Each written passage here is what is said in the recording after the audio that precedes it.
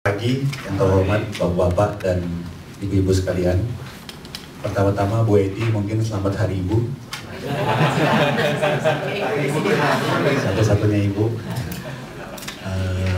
Kalau buat saya pribadi dan nggak tahu buat semua orang, rasanya Ibu itu adalah status yang paling mulia Bu ya, yang nggak akan bisa tergantikan oleh siapapun.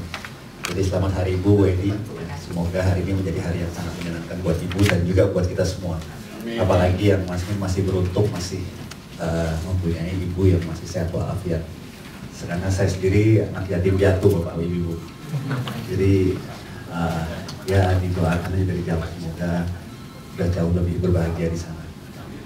Pertama-tama tentunya saya mengucapkan juga terima kasih atas kesempatannya bisa sharing September 97 pas pada saat krisis. Kemudian 1 Desember 97 saya diangkat sebagai CEO di salah satu perusahaan di Bakriland. Kalau lihat track record saya sejak di Bank Niaga sampai di Bakri, memang spesialisasi saya adalah troubleshooter. Jadi memang spesialisasi saya beres-beres masalah.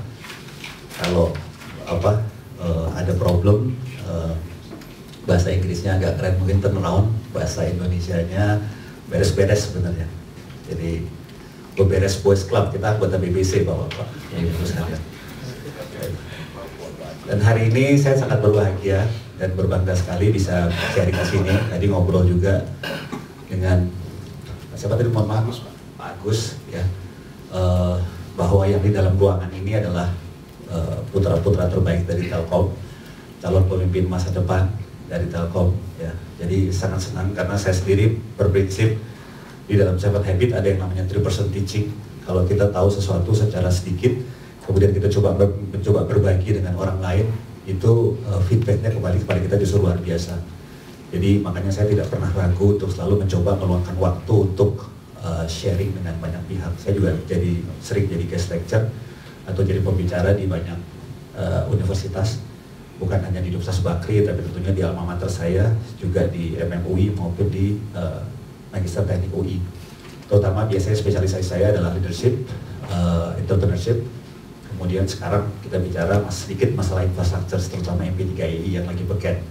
Karena kita di Bakri punya bisnis model yang agak unik. Kita tidak hanya perusahaan properti secara tradisional, tapi kita membuat satu terobosan dengan bisnis model yang relatif sangat unik dan baru, bahkan di Asia mungkin belum banyak, menggabungkan antara properti dengan properti infrastruktur, yaitu jalan tol dan air terpadu. Itu adalah terobosan bisnis model yang paling baru yang kita lakukan kira-kira 5 tahun yang lalu, dan ini menjadi salah satu modal dasar untuk kita membuat yang kita sebut sebagai sustainable company, dimana kita semakin produktif dan semakin efisien, jadi benar-benar kerja setoran. Padahal akan ada lagi satu cara yang jauh lebih baik, yaitu membuat dimana kompetisi lagi relevan. Yang paling ekstrim itu contohnya adalah misalnya Steve Jobs almarhum, dia membuat Apple. Apple itu bukan suatu barang yang baru dalam tanda petik, tapi dia punya satu positioning tertentu yang memang there is only one apple in the world. Nggak ada istilahnya apple to apple, karena hanya satu apple. Jadi kalau ibaratnya orang jualan bagus, you nggak bisa cek sama toko sebelah, I punya barang murah atau mahal, karena cuma I yang jual. Kalau kita udah bisa begitu Pak, kita akan truly market leaders. Karena dalam tanda petik monopoli secara langsung. Itulah sebenarnya esensi dari Blue Ocean Strategy. Kita coba praktekkan di Bakriland, membuat terobosan dalam membuat satu bisnis model yang membuat competitiveness kita jauh di atas pemain-pemain lain, karena memang there is no apple to apple, just only one apple. Terima kasih. Mungkin hari ini lebih banyak sharingnya mengenai post merger acquisition. Dari informasi yang diberikan kepada saya, agenda utamanya itu sebenarnya ada 3. Yang pertama adalah aspek penting dalam merger acquisition. Kemudian yang kedua bicara mengenai pasca M&A itu sendiri, dan yang ketiga adalah bicara mengenai kompetensi dan peran pemimpin atau leader dalam kesuksesan merger acquisition. Ini saya kadang-kadang orangnya agak puitis Bu, gitu. Jadi suka quote sesuatu yang membuat saya inspiring, membuat kita menjadi bersemangat. Ini di quote bahwa a merger is like a marriage in heaven. Jadi memang kadang-kadang maksudnya di sini adalah merger itu sebenarnya sesuatu yang ideal di atas kertas, tapi dalam prakteknya itu luar biasa sulit. Semua orang bilang nanti bahwa M&A itu adalah salah satu cara yang paling ampuh untuk kita kemarin udah bicara mengenai masalah portfolio Pak ya, kemudian masalah pertumbuhan. Kita sama-sama tahu apalagi saat ini di mana M&A itu adalah salah satu cara terbaik untuk suatu perusahaan itu tumbuh. Pertama memang kalau kita bicara pertumbuhan, tadi juga disampaikan oleh Pak Agus bahwa di sini ada 3 direktorat, jadi ada strategic investment, ada finance, sama risk management. Kalau kita bicara pertumbuhan, salah satu risiko terbesar adalah development risk. Itu butuh waktu lama, ya. Kemudian juga effortnya luar biasa, sehingga timbul pemikiran bagaimana kita bisa membypass yang namanya development risk. Salah satu cara terbaik untuk membypass yang namanya development risk adalah lakukan M&A, karena resikonya sudah lewat, sebagian besar sudah lewat. Tapi kalau kita membangun semua dari nol, disitulah risiko terbesar yang namanya risiko yang namanya development risk. Sehingga kenapa misalnya bahkan mungkin salah satu konsekuensi dari situasi yang ada abad ini. M&A Group itu nama websitenya www.themagroup.com ya. Jadi tema group kalau dibaca langsung seolah karena The MA itu jadinya themagroup.com. Itu adalah gabungan para CEO yang di tahun 99 itu mereka bikin semacam grup terdiri dari 40 orang forum discussion yang mereka bilangnya sendiri sebagai CEO Roundtable, di mana tema utamanya adalah bicara mengenai isu-isu M&A. Ini Alex Mendel adalah salah satu vice chairman-nya di dalam CEO Roundtable tersebut. Beliau adalah chairman dan CEO dari Intelligent. Intelligent itu adalah local dan long distance voice data and internet service to small and mid-sized company di Amerika. Jadi sangat berhubungan lah dengan bisnisnya Telkom. Dia mengatakan in the last 3 years, growth through acquisition has been a critical part of the success of many companies operating in the new economy. Jadi ada definisi new economy. Mungkin kita sama-sama tahu bahwa pada saat itu new economy itu identik dengan teknologi, yang disebut sebagai new economy. In fact, I would say that M&A has been the single most important in building up their market capitalization. Saya nggak quote di sini mengenai prosentasenya, data-datanya, tapi nanti mungkin bapak-bapak dan ibu bisa cek sendiri dengan Mr. Google. Kira-kira in term of percentage, berapa sih data-data supporting yang ada dari pertumbuhan dengan melalui M&A dan pertumbuhan tanpa melalui M&A. Sedikit mundur, kalau kita bicara Bakriland, saya coba sharing supaya juga mungkin bisa dapat masukan dari bapak-bapak dan ibu sekalian. Kita di Bakriland punya 2 struktur organisasi. Yang atas itu yang kita sebut sebagai holding, kemudian yang kita bawah kita sebut sebagai strategic business unit. Dua-duanya itu mempunyai karakter yang sangat berbeda. Karena kalau kita bicara pertumbuhan suatu perusahaan, itu selalu caranya 2, paling sederhana. Yang pertama adalah organik, yang kedua adalah anorganik. Dan ini yang mungkin sekarang menjadi sangat populer. Kalau zaman dulu biasanya hanya perbankan yang melakukan itu atau financial institution. Tapi sekarang praktis sektor real pun juga melakukan strategi yang sama. Strategi untuk tumbuh organik dan strategi untuk tumbuh anorganik. Kalau kita bicara Bakriland, kalau di level SBU, Strategic Business Unit, mereka harus atau hanya boleh tumbuh secara organik. Karena memang di masing-masing itu dibekali sangat spesifik dengan industri kompetensi dan industri knowledge. Kita di Bakriland punya 4 strategic business unit. Yang pertama yang terbesar hari ini adalah City Property. Mungkin bapak-bapak dan ibu sekalian udah tahu yang namanya Rasuna Epicentrum. Kalau belum tahu saya kasih tahu sama teman-teman, masih banyak yang belum tahu loh, berarti jualannya masih barang. Kalau boleh ngetes sekalian Pak, ada yang nggak tahu Rasuna Epicentrum nggak? Nggak tahu semua? Nggak tahu? Ada yang tahu nggak di balik? Ada yang tahu? Karena orang Indonesia. Ada yang nggak tahu nggak satu? Ada yang nggak tahu nggak? Ada yang nggak tahu kan? Sisanya abstain. Apa yang kemarin ada FP Karnaval itu? Betul Pak, kemarin itu. Ya. Rasuna Epicentrum ini adalah CBD terbesar di Jakarta. Luasnya sekarang sudah 53 hektar, lebih besar dari Sudirman CBD, lebih besar dari Mega Kuningan. Target bahkan bisa sampai dengan 75 hektar. Sudirman CBD itu luasnya 43 hektar, kalau Mega Kuningan itu luasnya 33 hektar. Kalau kita bisa sampai 75 hektar, harusnya kita akan 2 kali luas dari Mega Kuningan dan hampir 2 kali luas dari SCBD. Secara possibility, SCBD sama Mega Kuningan memang sulit untuk berkembang. SCBD hanya bisa berkembang kalau mereka bisa mengakuisisi kompleks Widya Chandra. Jadi minta izinnya sama Pak Anggaran Pasar. Jangan ya. Mega Kuningan juga sama. Mereka bisa berkembang kalau mereka mengakuisisi Jalan Denpasar. Jadi ngomongnya juga sama, saya nggak tahu Pak Menteri. Yang saya tahu di situ ada Pak Menteri, ada Ketua BPK, ketua segala macam. Sementara kita National Epicentrum masih punya potensi berkembang ke arah Jalan Saharjo karena memang ada perumahan menengah bawah yang under development maupun ke arah Pasar Rumput. Jadi masih potensi berkembangnya masih besar. Nggak perlu minta izin ke Pak Hatta Rajasa, nggak perlu minta izin ke Pak Jirowati dan lain-lain untuk berkembang mengakuisisi perumahan menteri. Nah, balik ke Bakriland, kita punya 2 layer organisasi yang di bawah fokus terhadap organic growth, yang di atas di holding itu fokus terhadap anorganic growth. Makanya kompetensi orang-orangnya sangat berbeda. Kalau di bawah itu Bakriland juga melting pot, kita banyak juga orang ex dari Agung Podomoro atau dari Bumi Serpong Damai atau Ciputra, perusahaan properti termasuk yang paling tua.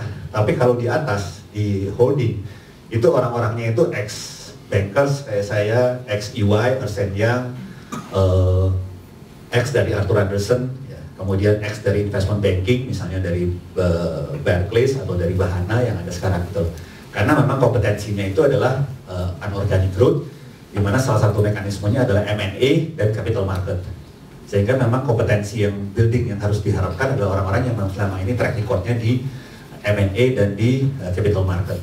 Itu adalah contoh bagaimana Bakriland membuat satu model organisasi yang inline dengan strategi Bakriland ke depan. Untuk Bakriland tumbuh, kita mendapatkan mandat untuk kita tumbuh yang namanya exponential growth. Jadi kalau cuma tumbuh 5%, 10%, ya anak lo aja Ram, katanya tinggal yang duduk sebagai CEO, jangan lo, katanya gitu. Pak, boleh nanya? Ya, silakan Bu Wedi.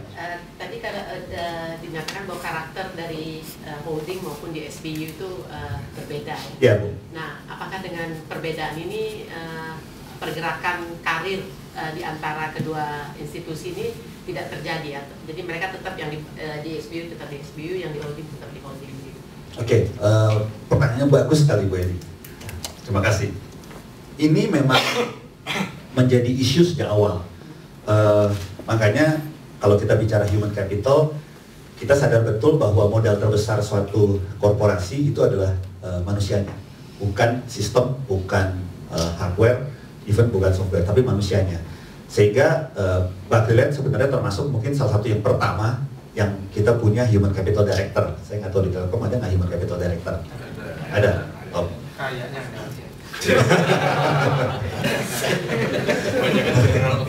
Rasa-rasanya kok ada gitu, rasa-rasanya. Ya, karena memang itu penting. Ya, jadi kembali kepada itu Ibu, kita khusus meng-hire yang namanya Hey Consultant untuk membantu kita membuat satu model organisasi human capital structure, dan paling penting adalah career path mapping untuk setiap orang itu dipastikan punya jalur karir atau promosi yang baik sehingga memotivasi semua orang. Walaupun seolah-olah itu terkotak, tapi tetap nggak bisa dihindarin kalau kita bicara di atas di M&A itu di holding. Pada waktu kita melakukan merger acquisition itu juga harus punya industry knowledge. Kita punya yang namanya business development. Business development itu adanya di atas. Mereka melakukan eksplorasi. Nanti kita ngobrol detail masalah tahapan-tahapan dari M&A, apa yang harus dilakukan pada saat persiapan awal sampai dengan pelaksanaan dan post merger acquisition. Orang-orang industri ini juga dibutuhkan karena biar gimana pun kita tahu kalau kita pengen lakukan satu akuisisi, kita harus tahu persis bahwa memang itu adalah sesuatu yang kita perlukan dan baik buat kita, jangan kemudian menjadi masalah. Dan ini dari sejak dini, sejak awal dibutuhkan juga para industri spesialis. Jadi di sini juga peran dari teman-teman di SBU itu juga ada. Tapi di sisi lain sebenarnya dengan kita melakukan strategi pertumbuhan eksponensial, kita tumbuh begitu luar biasa. Kita sekarang average pertumbuhan kita 5 tahun terakhir itu 45%. Kalau bicara sebelum 2008, 5 tahun terakhir sebelum 2008, average growth kita 75%. Grup itu tahun. Growth. Grup. Enggak, Bakriland. Bakriland. Pak, bisa digambarkan dikit nggak SBU di bawah Bakriland itu apa aja? Yang tadi itu Pak ada 4. Jadi ada City Property, tadi sebelum selesai ya. Company-nya? Ada City Property terbesar National Epicentrum, tapi ada lagi yang di Sentra Timur, Pulau Gebang, Itu kita bermitra dengan Perumnas, total luas pengembangannya 40 hektar. Itu yang kita mau bangun sebagai kota baru Perumnas. Yang kedua itu adalah landed residential. Jadi kalau tadi lebih banyak ke pembangunan vertikal, kalau landed residential lebih banyak pembangunan horizontal. Kalau pembangunan vertikal itu biasanya di tengah kota, karena tanahnya mahal, otomatis dia harus tumbuh vertikal. Kalau landed residential dia pembangunan horizontal, dia biasanya lokasinya di suburban atau di luar Jakarta, sehingga masih memungkinkan tutup horizontal. Yang terbesar adalah Bogor Nirwana Residence. Saya nggak tahu, pertanyaan berikutnya lagi, Pak. Ada yang nggak kenal Bogor Nirwana nggak? Nggak tahu? Nggak kenal. Oke, berarti PR, lumayan banyak PR. Bogor Nirwana Residence itu satu perumahan real estate, luasnya sekarang udah mungkin 1.200 hektar, letaknya di Bogor, yang terbesar. Pertanyaan berikutnya, ada yang tahu The Jungle nggak? Tahu. Atau ada yang nggak tahu The Jungle? Tahu. Welcome to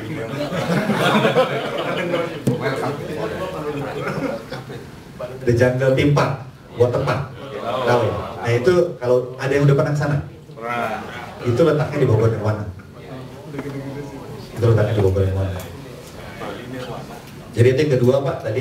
Kemudian kalau bicara yang ketiga, kita punya hotel dan resort, sub SBU-nya. Proyek terbesarnya itu Pan Pacific Nirwana Bali yang di Tanah Lot. Kalau yang senang golf harusnya pasti tahu. Itu salah satu lapangan golf terbaik di Asia Pak, bukan hanya di Indonesia. Didesain oleh Greg Norman. Ada signature golf course, hole nomor 7 yang harus nyebrang lautan. Kemudian ada Pullman yang di Kuta, ya, sejajar sama Hard Rock yang baru, kita baru soft operation. Kemudian ada di Bali, ada lagi di Ubud, kemudian ada lagi di Lampung, Alianda, itu juga. Terus ada beberapa, kita punya beberapa Aston Hotel yang di Rasuna, sama yang terakhir juga di Bogor, Aston Bogor. Aston Bogor cukup populer karena sampai sejak dibuka Desember tahun lalu sampai dengan sekarang kira-kira beroperasi setahun, masih memegang rekor sebagai Aston Hotel terbaik dari sisi performance. Begitu dibuka langsung okupansinya 90% lebih, dan sangat populer sebagai tempat untuk melakukan MICE, untuk meeting, conference gitu. Dan yang keempat adalah yang disebut sebagai property related infrastruktur Pak, jalan tol dan air terpadu.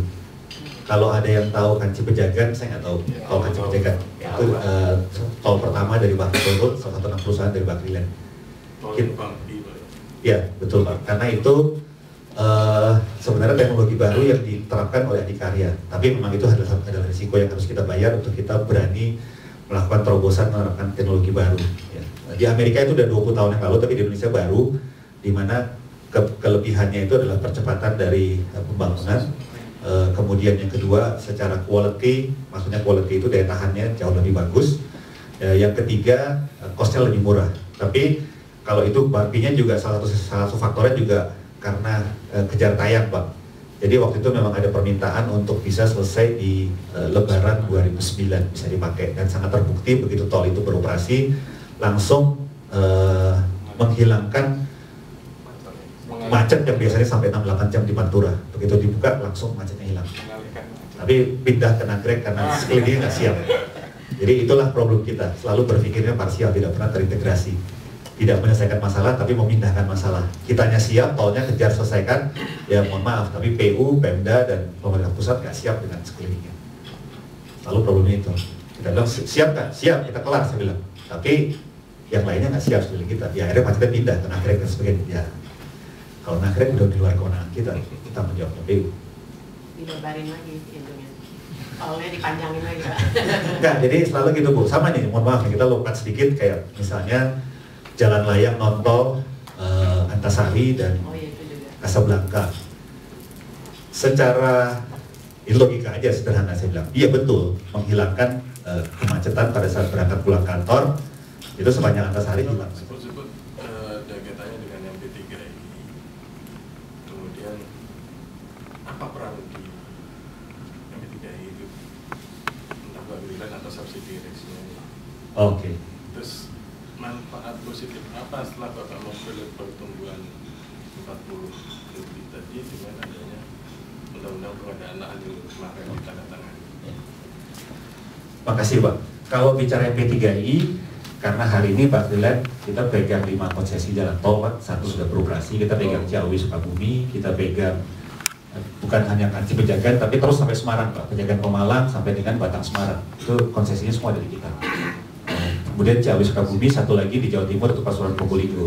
Jadi kita pegang 4 ruas untuk di Trans Jawa, Pantura, dan kita pegang 1 di Trans Jawa di selatan. Semuanya itu kalau kita bicara pasti insya Allah memberikan manfaat buat Pak Freeland secara bisnis. Tapi ya mungkin Telkom yang lebih ahli. Kita sebagai satu perusahaan bukan hanya harus memberikan manfaat ekonomi, kita juga harus memberikan manfaat sosial. Misi kita kalau untuk yang Trans Jawa Tol, Ciawi Sukabumi dan akan terus sampai pada Larang, jadi menjadi salah satu alternatif untuk orang ke Bandung. Nah, sebelum tahun pertama itu tahun 1800-an. Nah, kaitannya dengan ini, belum kelihatan adanya merger wave baru pasca krisis tahun 2009-10 kemarin. Terus apakah statement dengan dari Pak Alex Mendel ya, in the last 3 years ini kapan statement ini keluar?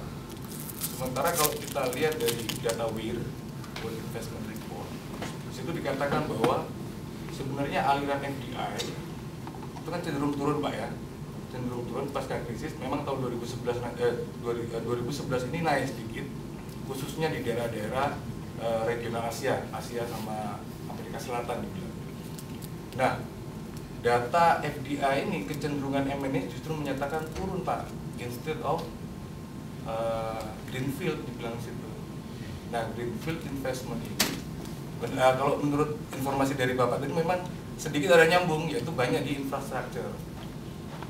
Nah, Indonesia sebenarnya itu kalau di buku itu dibilang, kalau Bapak tadi bilang kompetitiveness kita kuat, sebenarnya ketiban campur Pak. Karena di ASEAN sendiri itu sebenarnya yang kuat itu Vietnam sama Thailand kalau menurut informasinya itu.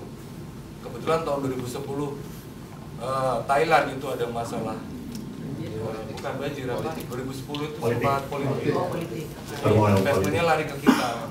Tapi sebenarnya kalau secara dukungan dari pemerintah sebenarnya yang lebih open itu Thailand sama Vietnam. Buku itu gitu Pak. Nah, saya pengen klarifikasi dari Bapak tadi, sebenarnya kelihatannya ada sedikit misis itu. Ya, oke. Pak Nyoman dari keuangan ya? Enggak? Oh, saya dari risk management. Oh, risk management malah, wah luar biasa. Oke, terima kasih Pak Nyoman, bagus sekali. Jadi gini Pak, mungkin tadi yang agak miss, maksud saya Indonesia itu bukan competitiveness Pak, opportunity-nya. Competitiveness-nya justru kita paling jelek. Ya. Beda Pak, kesempatan.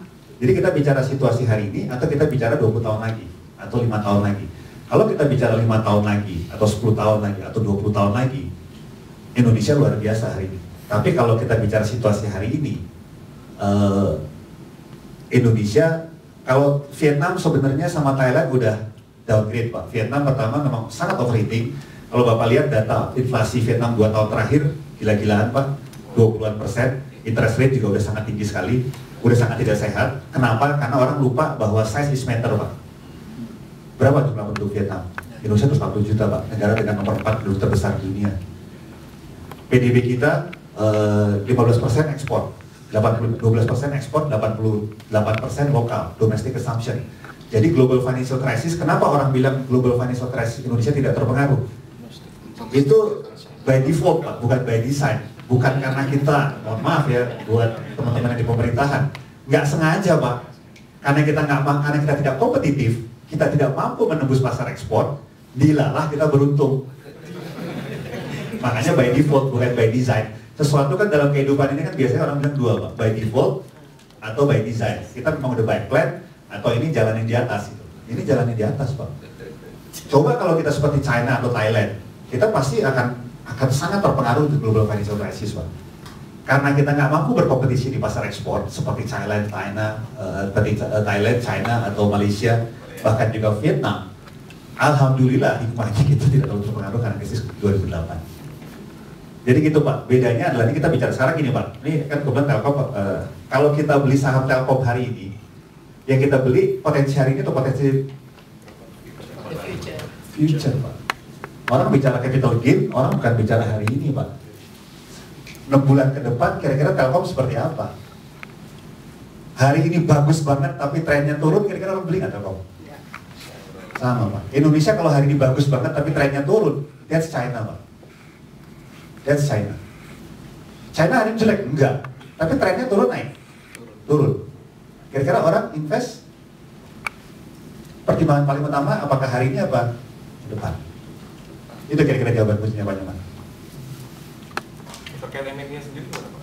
Nah, M&A Pak, saya tetap percaya bahwa itu tetap menjadi salah satu aktivitas atau strategi utama perusahaan-perusahaan besar gitu loh. Ya.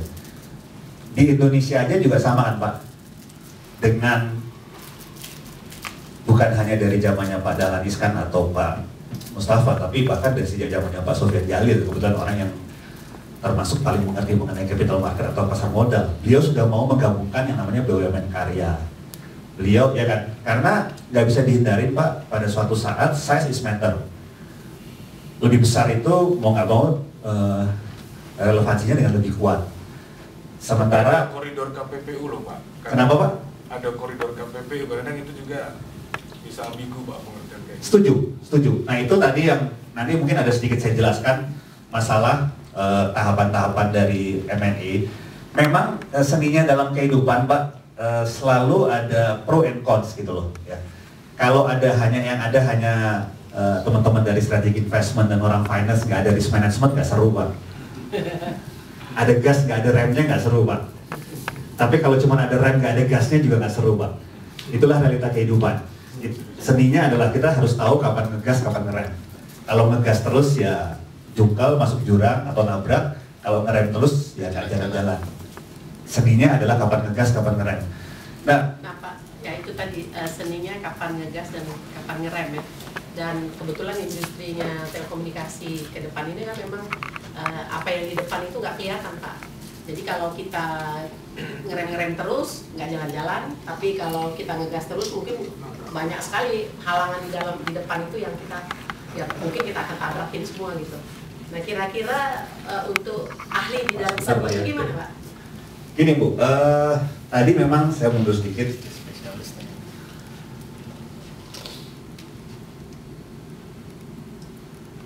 Memang nggak bisa dihindarin Ya, gitu. Leadership, kalau kita bicara leadership, listnya panjang sekali, termasuk yang namanya entrepreneurship. Kita pun leaders di sini dalam skala kita. Minimal kita kepala keluarga, minimal kita kepala divisi atau kepala bagian, ya, atau ketua RT, kita leader dalam skala kita. Di situ dibutuhkan yang namanya leadership, dibutuhkan yang namanya entrepreneurship. Bagaimana kita selalu bisa melihat peluang dan merealisasikan peluang tersebut menjadi manfaat nyata. Kita butuh misalnya yang sudah punya networking banyak, misalnya saya nggak tahu, di list down aja.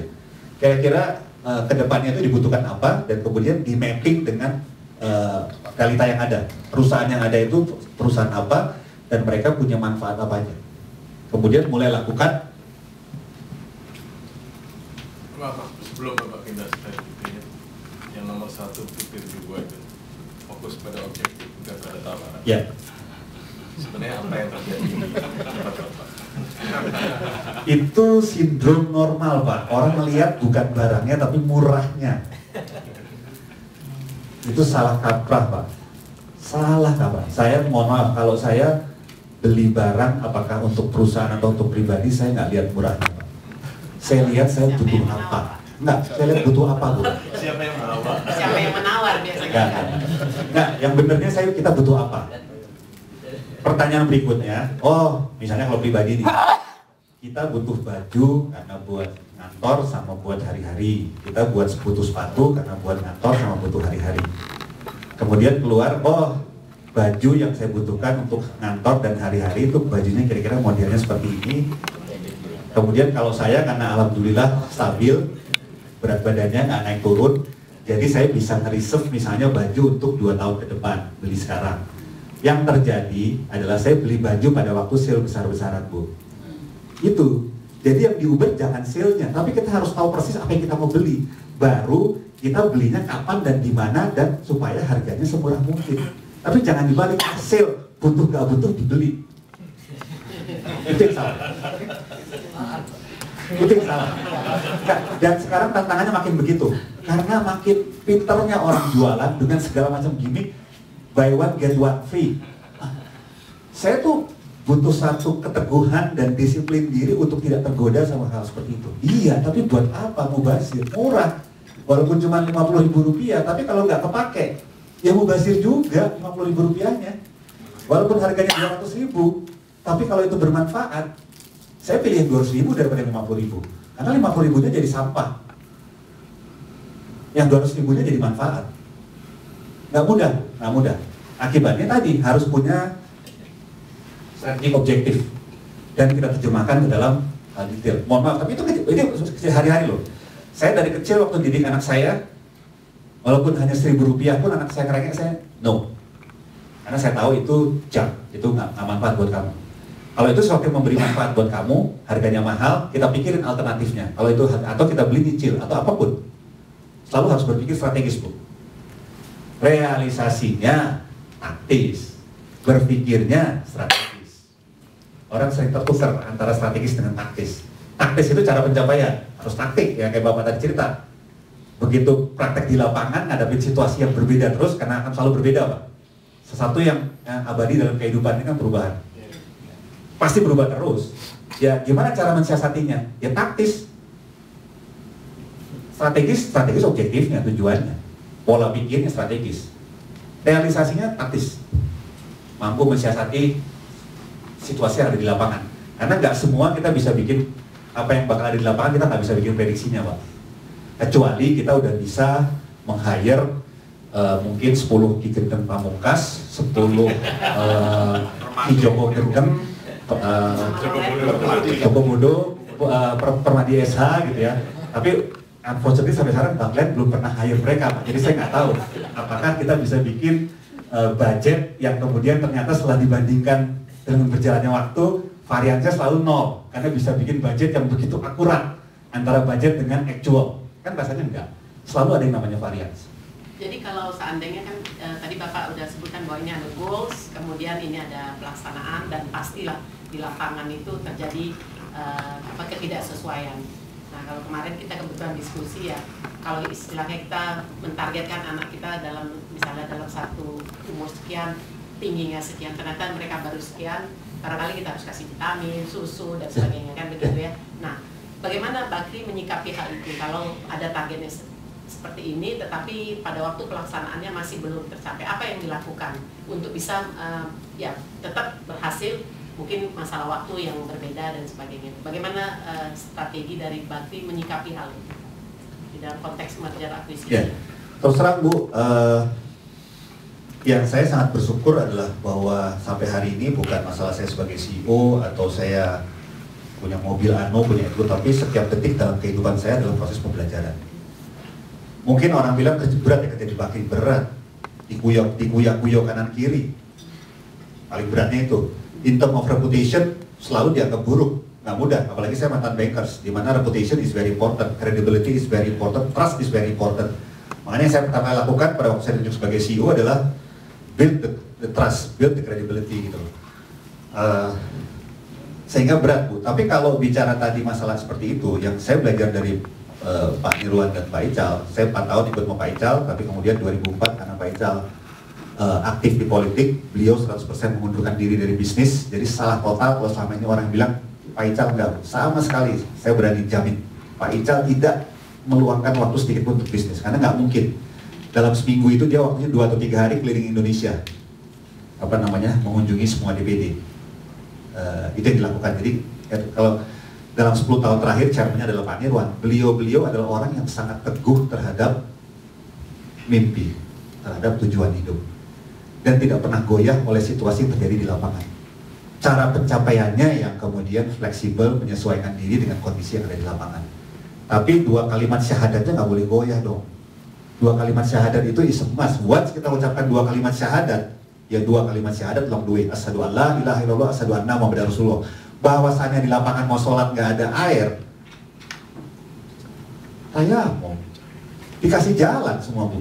Nggak ada yang nggak mungkin. Semua dikasih jalan. Nggak bisa mentok sholat di jamaah, nggak ada yang nggak bisa. Nggak bisa puasa, bayar, nggak ada yang nggak bisa. Semua ada. Tapi niat ibadahnya nggak harus tercapai, Bu. Nah itu sama, ya kita lihat lagi gitu, situasi di lapangan. Oh, kita tidak pernah selalu menyesuaikan target, tapi waktunya, oh harusnya 2012, berarti ya udah 2015. Indonesia harus jadi negara adil makmur sejahtera, gak boleh berubah, Bu. Hanya tadinya harapannya 2011, ya udah sekarang mungkin 2015. Oh nggak bisa juga 2020, geser-geser aja, tinggal di Steam X tahunnya mah ganti lain. Tapi tujuan akhir bahwa kita harus sampai ke situ nggak boleh berubah. Mimpi sampai ke situ nggak boleh berubah, dan mimpi itu yang membuat kita bersemangat. Ya, kemudian bagaimana cara ya itu kan kalau waktu mungkin lebih mudah Pak, tapi kan kita juga nggak mau waktunya terus bergeser ya. Tentu ada tadi yang istilah saya dikasih vitamin, dikasih susu segala macam. Nah, itu bagaimana mendesain hal-hal seperti itu, menyikapi ya kalau bahasa risiko mungkin risk mitigasi ya. Sama Bu, tadi kan pada waktu tadi kita lihat, kita lakukan evaluasi antara program kita, rencana kita dengan actual di lapangan, situasi seperti apa. Di situ ada proses eksplorasi, ada proses diskusi, ada proses masukan-masukan, sehingga at the end seorang pemimpin harus mengambil keputusan. Apakah merevisi budget, misalnya hal sederhana dalam konteks budget, ya udah. Berarti tadinya target kita misalnya Telkom berapa tahun ini? 7 triliun, berapa triliun profit? 10 triliun profit. Misalnya 10 triliun profit, kayaknya sih nggak mungkin 12 triliun profit. Misalnya 12 triliun profit kelihatannya berat, ya udah kita revisi jadi 11 triliun. Atau 12 triliunnya nggak direvisi, cara mencapainya direvisi. Sama seperti kita mau ke Bandungnya yang ditunda, kalau memang khusus demikian ekstrim, di Bandungnya, nauzubillah min dzalik, tapi ada kerusuhan, ada segala macam, atau ternyata yang menghambat cuma jalan tolnya macet, ya udah kita lewat puncak, tapi ke Bandungnya nggak berubah, Bu. Sama, ini analogi ya kira-kira. Tapi dalam hal begini ya lihat seberapa jauh possibility untuk tetap bisa mencapai tujuan yang kita tetapkan semula. Apakah kita harus rubah strateginya, kita rubah caranya, itu macam-macam. Kita akan berarti ternyata kita nggak punya orang kompetensi seperti ini. Bicara sama bicara sama siapapun, konsultan manajemen, cari orang-orang yang bisa lakukan seperti ini. Ternyata kita nggak bisa lakukan sendirian, harus cari mitra strategis. Ternyata memang ini problemnya. Kan tergantung identifikasi, kalau orang-orang risk management pasti udah biasa. Tergantung risk mitigasi dan problem identifikasi. Problemnya ada di mana sih? Karena sebelum kita menyelesaikan suatu masalah, nomor satu kan masalah problem identifikasi, Bu. Dokter itu saya paling nggak mau dari kecil kalau ketemu dokter cuma ngeliatin aja langsung bikin resep. Waduh, ini kalah kita pamungkas nih. Kalau nggak ngobrol setengah jam saya nggak marah, Bu. Ya, diagnosa itu paling penting. Sekali salah diagnosa, saya suka bercanda, orang sakit perut dibilang sakit kepala, dikasih Panadol 2 ton juga nggak sembuh, Bu. Orang sakitnya perut kok dikasih Panadol.